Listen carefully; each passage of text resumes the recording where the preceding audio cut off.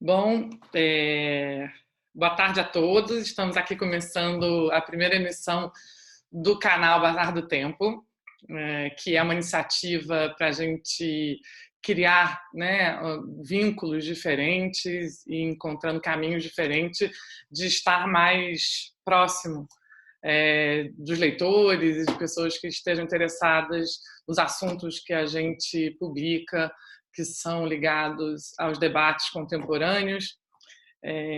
E eu acho que hoje em dia, mais do que nunca, a gente está precisando ter esses apoios para pensar, né, o nosso tempo presente. Então, a gente tem um convidado especialíssimo hoje, Eduardo Jardim.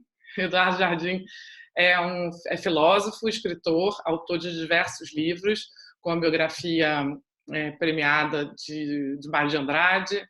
Também pela Bazar do Tempo lançou Tudo em Volta Está Deserto, sobre música e literatura nos tempos da ditadura, e mais recentemente esse livro, que é A Doença e o Tempo, AIDS, uma história de todos nós. E exatamente por conta desse momento que a gente está atravessando, várias pessoas têm perguntado para o Eduardo quais são as aproximações que existem entre essas duas experiências, digamos assim, entre a experiência da epidemia, né, a partir do vírus HIV, e essa experiência inédita que a gente está vivendo hoje do coronavírus. Então, Eduardo, obrigada por participar aqui com a gente. Obrigado.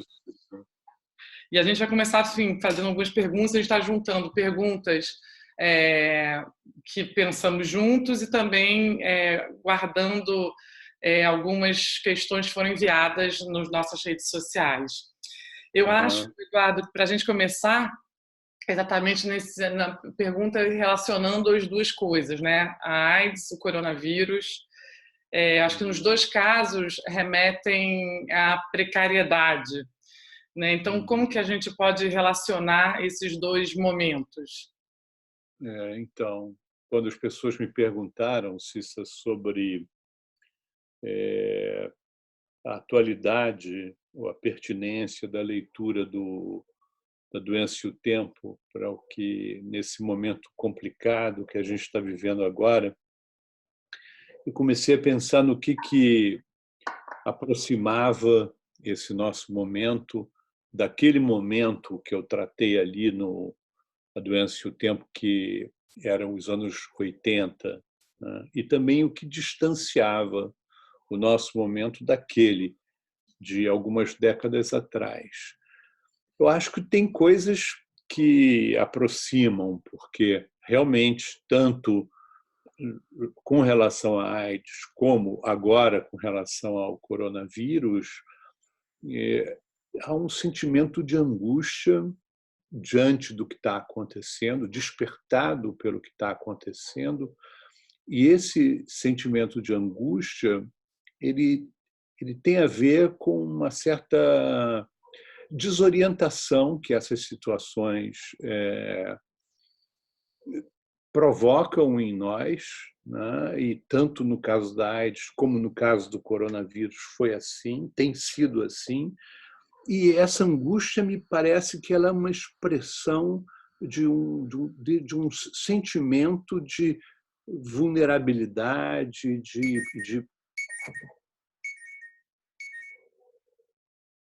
de precariedade, né, que é próprio do homem e que nessas situações extremas, nessas situações mais radicais, né, essa situação de angústia se apresenta. Então, eu acho que, tanto no caso da AIDS como no caso do coronavírus, nós nos deparamos com esse sentimento de precariedade que tem a ver com a nossa finitude, né? Eu acho que essa angústia ela tem, por um lado, esse sentido de perda de referências, mas, ao mesmo tempo, pode ser a ocasião da gente rever uma porção de coisas, inclusive os valores que a gente atribuía às coisas. A impressão que eu tenho é que existe aí tanto um aspecto dramático de desorientação que essa situação provoca, como também um desafio de refletir sobre os valores da nossa civilização, o que nós queremos com ela. Então, eu acho que tem coisas que aproximam a AIDS e o coronavírus, e tem coisas que distanciam, porque eu acho que, no caso da AIDS, o que foi marcante foi o fato de que a transmissão da AIDS se deu por via sexual. Do vírus, né? E a transmissão se deu por via sexual e num meio que era um meio de homossexuais, e isso criou um preconceito gigantesco com relação aos chamados grupos de risco e um estigma a que foi associada o doente de AIDS ou o soro positivo de AIDS. Ao passo que, no caso da situação que a gente está vivendo hoje, do coronavírus, essa situação de uma transmissão facilmente estigmatizável, isso não acontece, né? Quer dizer, acho que todos nós estamos envolvidos por essa situação do coronavírus, diferente do que aconteceu no caso da AIDS, não te parece? Acho que nesse sentido, acho que teve uma busca, né, Eduardo, que você fez no seu livro, quando você coloca o subtítulo Uma História de Todos Nós, de entender realmente essa comunhão humana que existe e que existia também naquele caso, mas que a gente demorou muito tempo para aceitar. No caso do coronavírus, é uma coisa muito mais evidente, muito mais direta, de que realmente todos estão conectados e todos estão vulneráveis, né, ao mesmo tempo. Eu acho que isso é uma diferença também, acho que relevante, né? Eu acho que no caso, você tem razão, no caso da AIDS, no caso do o trabalho que eu fiz no livro, eu tive que desmontar de uma certa maneira, em geral, foi necessário desmontar o conceito de grupo de risco para poder reconhecer que a AIDS era uma doença, era um problema de todos nós, né? Quer dizer, dizia respeito ao humano e não a tal ou tal grupo. E eu acho que, como você tem razão, eu acho que no caso atual, no caso do coronavírus, isso não aconteceu, de que é como se todos nós fôssemos grupo de risco, né? Como se não foi preciso desmontar a noção de grupo de risco para reconhecer que a AIDS era um problema de todos nós, né? Mas a gente lida, de alguma forma, acho que existiram algumas tentativas, né, Eduardo, de colocar alguns estigmas. Por exemplo, quando quis se nomear o vírus como um vírus chinês, que também era uma tentativa. Eu acho que você poderia falar um pouco dessas reações também que a gente está vivendo hoje. Acho que ontem, né, a gente está falando hoje aqui no dia 25 de março. Ontem, o presidente da República, Jair Bolsonaro, né, fez um pronunciamento em que, enfim, falando que a gente deveria interromper o isolamento, enfim, eu acho que é uma posição esperada de um governo como o nosso, um desgoverno como o nosso, mas que não é só dali que vem essas reações, digamos, de negação, né? Negacionistas. Então, você falar um pouco dessas reações entre o negacionismo e o otimismo. Tem duas coisas no que você disse que são importantes. Uma tem a ver com isso, chamar o coronavírus de uma doença chinesa. Quer dizer, a nossa maneira de lidar com a angústia, que é alguma coisa muito geral, a gente não tem angústia de alguma coisa. A angústia tem a ver com a perda das referências. Uma maneira defensiva de lidar com isso é apontar para um culpado e transformar, vamos dizer, a angústia em medo. Eu tenho medo de tal coisa, mas eu não tenho angústia de tal coisa. A angústia é uma coisa muito mais geral. Então, eu acho que existe nessa definição aí de que veio da China uma tentativa de disfarçar ou enfrentar ou lidar com a questão da angústia, determinando um foco, né?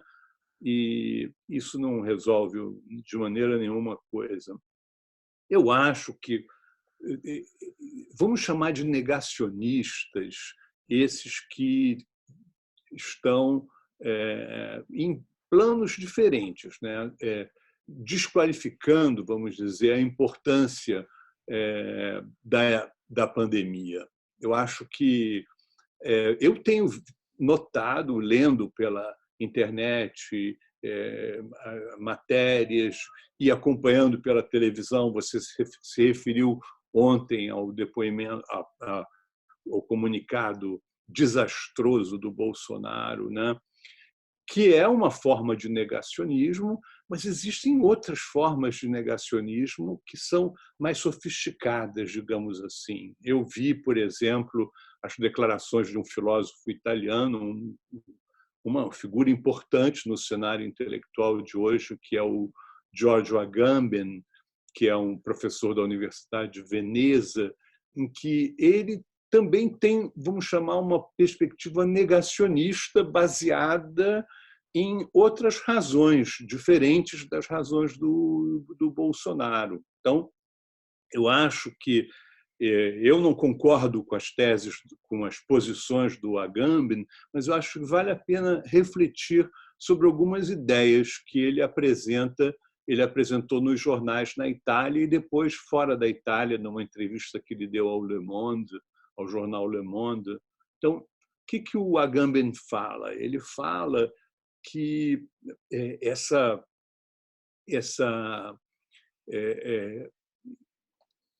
histeria, ele qualifica de histeria, né, que foi ocasionada pelo coronavírus, e por isso tudo que está acontecendo, segundo ele, isso leva a uma reação da parte dos governos de criar um estado de exceção.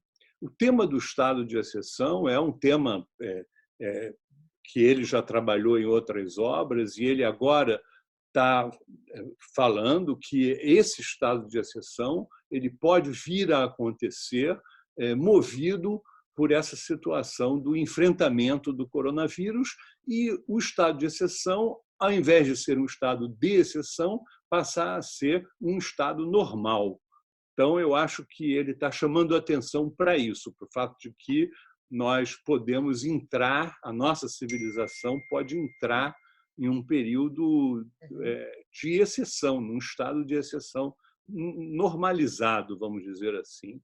Uma outra coisa que é interessante que ele fala e que é sobre o fato de que parece que essa civilização, ele fala dos italianos, mas eu acho que a gente pode falar de todo mundo, parece que nesse momento o homem ele é definido apenas no seu aspecto biológico, né? Quer dizer, é saudável ou doente, é atacado por um vírus e evita ser atacado por um vírus. É como se houvesse uma redução, né, na compreensão do que é o homem. O homem não é mais alguém que lida com as coisas, lida com os outros.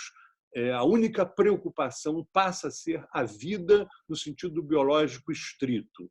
E essa é uma discussão que eu acho que também merece ser feita. A gente concordando ou discordando das teses do Agamben, eu acho que ele está levantando algumas questões aí. Uma outra coisa, Cissa, não sei o que você acha, mas eu sempre fico curioso de saber de onde veio, afinal, esse vírus. Então, eu fico me perguntando se a gente não deveria buscar material para discutir um problema que é, na nossa civilização avançadíssima, a nossa intervenção no âmbito da natureza ela é de tal forma radical que a gente não sabe que processos a gente pode dar início, a que processos a gente pode provocar. E então eu fico me perguntando se não vale a pena a gente também pensar nessa origem, vamos dizer, nessas transformações no âmbito da natureza e, quem sabe, na criação ou na mutação de vírus, doenças no âmbito natural, devido a uma intervenção maciça que o homem faz sobre os processos naturais.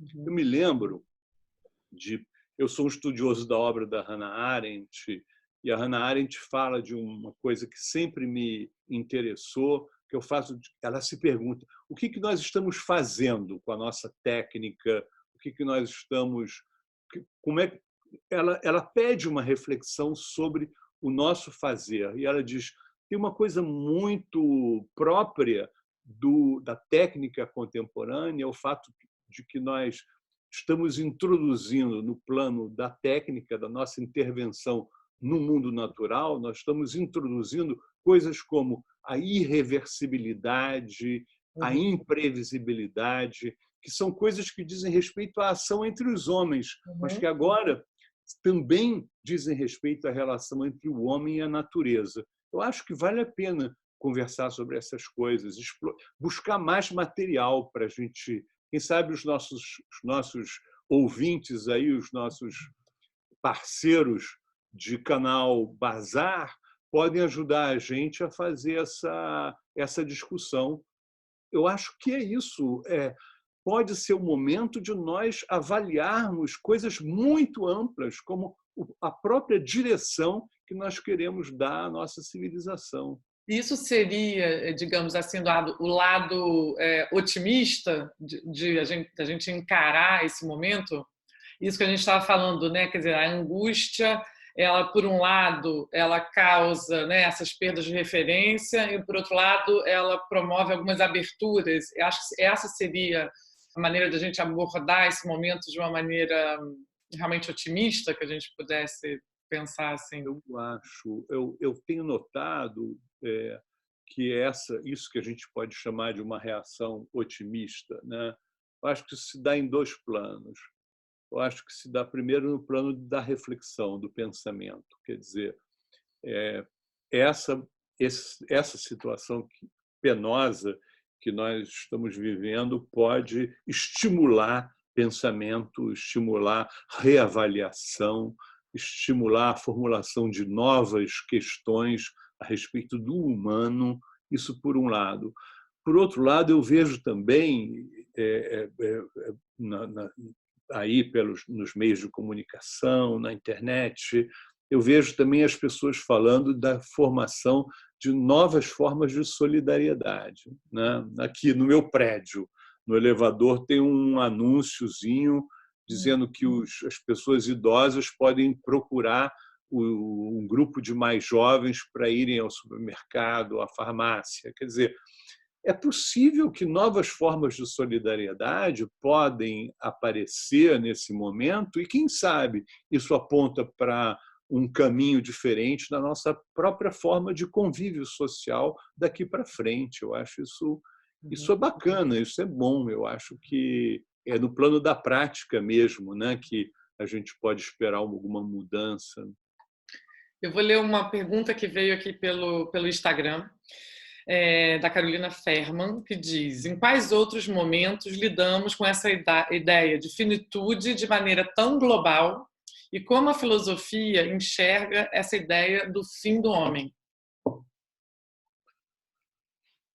Eu não me lembro de um momento em que essa questão tenha se colocado de uma forma tão ampla, né? Eu não vivi isso, não me lembro. Mesmo no caso da guerra, havia um inimigo específico, né? Há um inimigo que você pode apontar, e hoje não. Então, eu acho que a gente realmente está vivendo uma situação nova.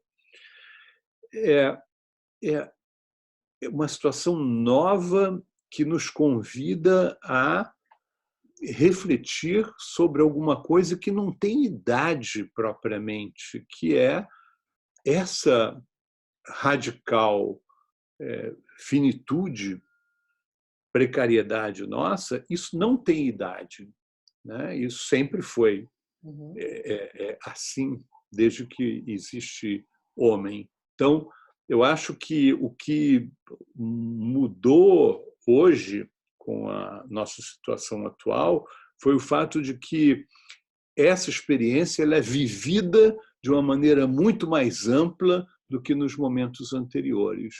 Mas é só quando nós, de fato, nos despimos das respostas já dadas e nos abrimos a formular de nova maneira as nossas perguntas, as nossas questões, que a gente vai poder olhar novas possibilidades, considerar novas possibilidades, né? E qual é o papel, digamos, né, dos intelectuais, da filosofia nessa, se a gente pode dizer, nessa reconstrução, né? Estimular a reflexão, estimular o pensamento, né? E acho que tentar elevar um pouco o nível da discussão também, porque a impressão que eu tenho é que às vezes há uma politização da discussão porque os problemas políticos estão aí pipocando, né? Então há uma politização. Ontem a gente viu, né, na televisão o presidente politizando com problemas terríveis que isso pode trazer, né? Politizando a discussão sobre o coronavírus. Eu acho que os escritores, as pessoas, os intelectuais, os acadêmicos, eles poderiam fazer um esforço no sentido de desprender a discussão desse contexto mais imediato e mais imediatamente político polarizado e pôr o problema num nível diferente e tentar ver o que é essa novidade, o que essa novidade pode estimular a gente a pensar e, quem sabe, rever a direção, inclusive, de uma civilização, né? Porque a gente está lidando aí com coisas como a ciência, a medicina, a economia, a relação nossa com o âmbito da natureza. Então, eu acho que vale a pena a gente estimular as pessoas a discutir de forma mais ampla a coisa, né? E nessa reconstrução, o livro continua tendo um papel importante, então, porque a gente fica se perguntando, tantas pessoas falando, né, hoje em dia, das questões de primeira necessidade, no mundo onde o lisoforme é tão importante, né, que acho que a gente fica questionando muito as nossas, né, perspectivas. Qual será o papel do livro, digamos, nessa nova civilização? O livro agora não é só o livro papel, né, Cícero? O livro agora a gente pode também ter a versão digital do livro. Então, eu acho que o papel do livro, sem trocadilho, a função que o livro terá, vai continuar a mesma. Quer dizer, a leitura de um livro é aquilo que mais, de cara, estimula, pede a reflexão da gente. Eu não tenho dúvida com relação a isso.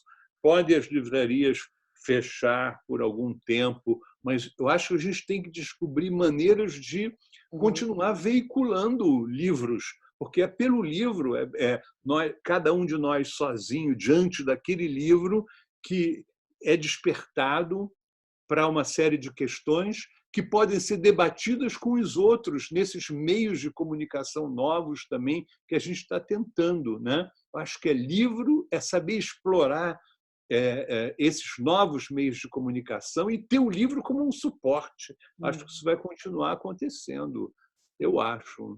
Eu acho que a ideia da gente estar aqui conversando também nesse canal é encontrar, né, outros caminhos de disseminação de ideias, de reflexão. Exatamente. Né? Exatamente. Porque meio que nós somos forçados a isso, né, Cícera? a tentar inventar outros meios de contato que não são aqueles meios de contato. Não posso ir mais e fazer uma reunião com os meus amigos para discutir as coisas, mas quem sabe eu posso descobrir, como você descobriu, esse meio novo de contato através da internet. Acho isso muito bom. Que bom. E, Eduardo, para a gente finalizar, você quer dar um recado final aí para quem estiver assistindo a nossa conversa? Eu queria saber, eu queria pensar, acho que eu gostaria de, depois de tentar juntar um material,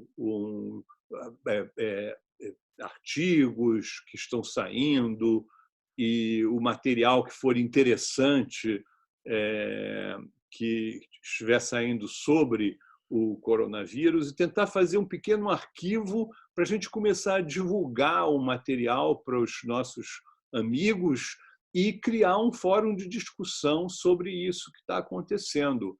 Eu me proponho a isso, e fazer com você um levantamento do material importante, por exemplo, toda essa coisa do negacionismo, ou da saída otimista, que significado pode ter isso, tentar levantar um arquivo de textos para a gente poder discutir isso, porque eu sei muito pouca coisa, né? A gente está aprendendo tudo agora. Quem sabe se a gente começar a juntar esse material, a gente pode fazer uma discussão mais rica e do ponto de vista temático e do aprofundamento e tudo. Topa? Maravilhoso, convite aceito, e acho que essa ideia do fórum é maravilhosa. A gente pode reunir outros autores, enfim, pessoas de outras editoras também, para a gente criar esse fórum junto. Eu acho que a lição de estar mais próximo, de todo mundo realmente se irmanar nesse momento, eu acho que isso está fazendo muito sentido. Ótimo. Obrigada, Eduardo. A gente vai voltar aqui. Obrigada a você, Cissa. Para essa conversa. Até breve. Então, tomara que a gente continue por muitas vezes ainda a fazer isso. Vamos. E o recado é para que todos realmente fiquem em casa, que é, nesse momento, o melhor que a gente tem a fazer. Tchau, um beijo. Tchau, beijo.